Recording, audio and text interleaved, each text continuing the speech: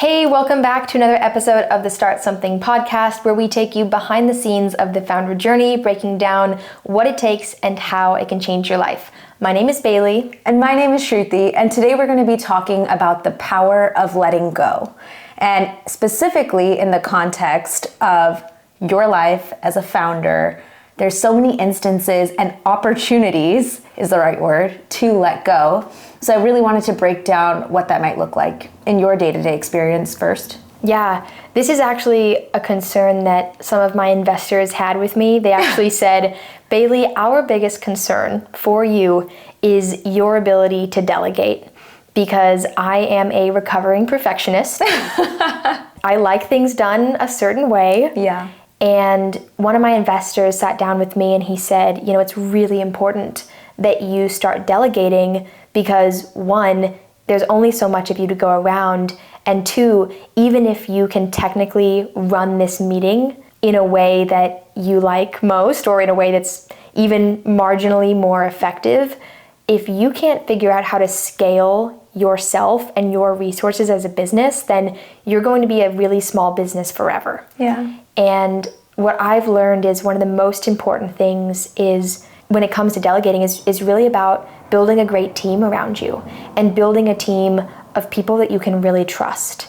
And I used to have a professor who always said to hire people that are smarter than you. Yeah. And that is some of the best advice I've ever gotten when it comes to team building, because every single person that I have brought on is dramatically better than me at the thing that I've hired them to do. And so that's one of those things that makes delegation a lot easier, because if you don't feel like you can really trust your team, then you don't want to hand things over. But even if you do have a team that you can trust, it's still a process of, okay, I need to be able to hand this over. Sometimes that takes time, but building a team that you can really count on is definitely one of the best ways to do that. And I think that's a skill set in itself, right? You're not going to get it perfect the first time or the second time, but you have to trust that process and the ability to delegate in those instances, because otherwise really you're going to burn out, right? Yeah. And that's a whole nother topic we can break down to begin with. But I was very much so in a similar boat where I was working at Microsoft and building Stitchology at the same time. And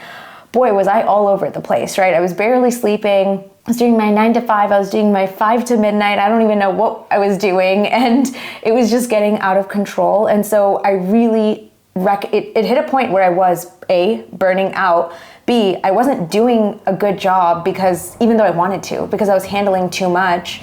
And then C, ultimately I was like, this is not going to be successful. And so that's when I started pulling in people for more help and started having to learn the hard way that I had to let go. And that was the longer term way to reach success for me. Yeah, and I heard this idea that being able to say no is essential if you want to say yes to anything and have your yes mean something. Yeah. And I think that part of letting go is also recognizing that you are going to have to say no to a lot of things that you'd love to put on your to-do list, but they're not top priority. And I feel like as a founder, there are so many things begging for your attention. Yeah. And in the early days, I said yes to everything. And after about 2 years, I started to recognize, oh my goodness, there are all these things I've been doing that maybe helped me at the beginning of my journey, like a pitch competition, for example. That's great practice at the beginning of your journey. But eventually, you only want to be pitching your business if there's a chance you're actually going to walk away with an investment. You don't want to just be pitching for pitching's sake. And that's one of those things where I realized, okay, I got to let some of these opportunities go. Otherwise, I'm not actually able to say yes to the opportunities that truly matter and give them the energy that they deserve. And so I also think a really big part of delegating or letting things go is about prioritization. And over time, recognizing what are the things that I specifically need to do? How can I make sure those things get done? And how can I start asking for help on anything else that isn't top priority? Yeah. And just, you added that perfectly. I just want to add one little thing. Please. It's also this, I think the feeling or the power of letting go is very much so tied to FOMO in a sense, right? The fear of missing out. Like you said, a lot of times founders or anyone in general looks at these kinds of things as opportunities, and people are scared to not take advantage of opportunities that are laid out in front of them. And through experience, I think both of us have learned this a little bit the hard way, but by saying no to an opportunity, actually the right opportunities present itself. Like you get even closer to the ones that actually will impact you and actually you can dedicate more time and energy towards. Yeah, when you don't say yes to as many things, your yes means so much more. Yeah. And something that I've learned, especially in the sales process, is 80% of sales is about follow-up. But if you're constantly focused on taking the new meetings, then you don't actually give yourself the time and energy and resources to invest as heavily in the follow-up that you need to do to actually move the conversation forward with the groups that you're speaking with. And so when I was saying yes to every meeting, I actually wasn't giving myself the time or the energy to do what really needed to be done, which was investing in those follow-ups, investing in the relationships that I already have. I think in the earlier days of your business, networking and getting to know a bunch of people and meeting tons of investors, I think there's a lot of value there. But I think over time, it's really critical almost to niche down on your niche, to like really focus in on, okay, what are the things that I do really well that the business needs me working on, and how can I focus my energy on doing more of those things? We can't necessarily go cold turkey and only do things that we're good at or that we like. I hope not. There's no way. But we can continue to move in that direction and figure out, okay, what am I great at? How can we keep me doing those things? What am I not as good at? How can I start handing more and more of those things over? Awesome. Just looking at the time over there, and I was wondering if we had, 3 takeaways, how people could start practicing the power of letting go right after they listen to this episode. Can you kick any off? Yeah, absolutely. I think the first one is, we talked about this a little bit recently, but this idea of getting really clear about what your strengths are and also what you like doing. Because oftentimes, if you like doing something, you will excel at it a lot more. You'll certainly give it more time and energy.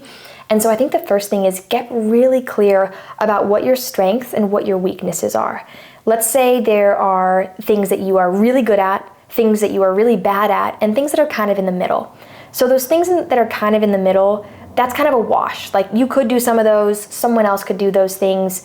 It's not as critical to deal with those as it is to ensure that the things that you're great at, that you enjoy, that you're doing more of those things. And then looking at the things that you're bad at, that you don't enjoy, how can you get those things off of your list?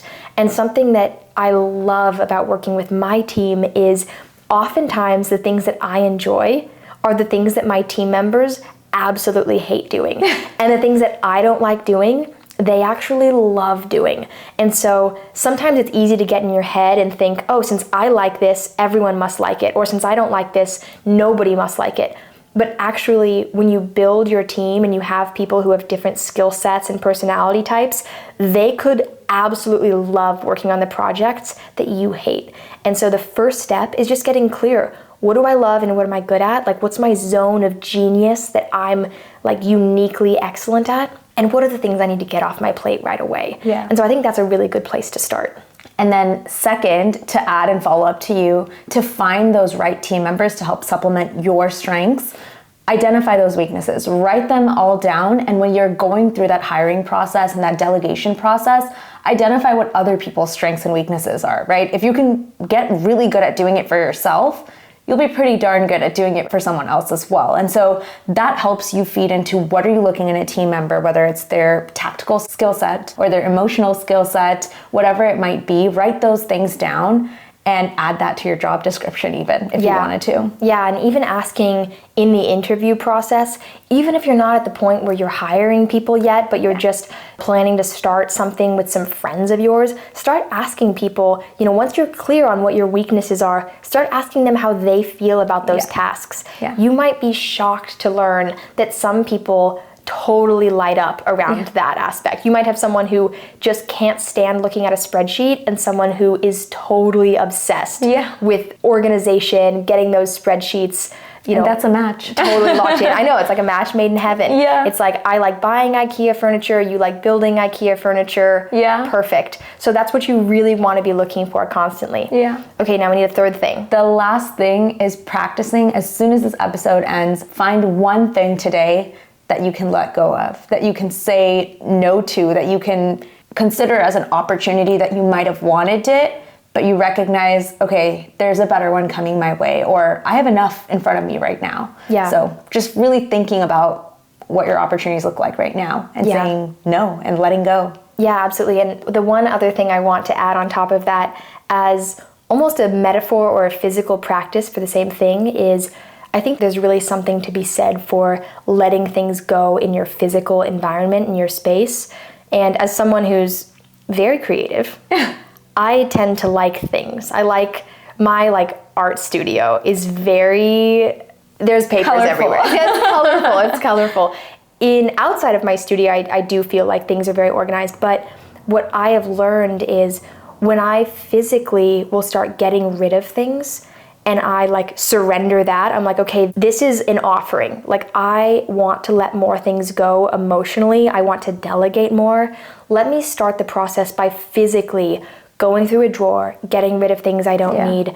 I feel like some of those processes actually can help us learn how to get rid of things or let things go that maybe we're more emotionally attached to, because we're starting to develop the habit of letting things go that we have some physical attachments to. Yeah. Wow. That's awesome. That's my fourth one. Awesome. Okay, great. We gave 4 pieces of advice. I feel the need to go throw stuff away right now. I'm even just looking around this room I don't need that piece of paper. What's that stack of cards doing there? I'm ready. All right, guys. Okay. Well, then we have to end this episode because Bailey has to go. I have to go let some things go. Okay. Alrighty, everyone. Thank you for another amazing episode. We'll catch you next time.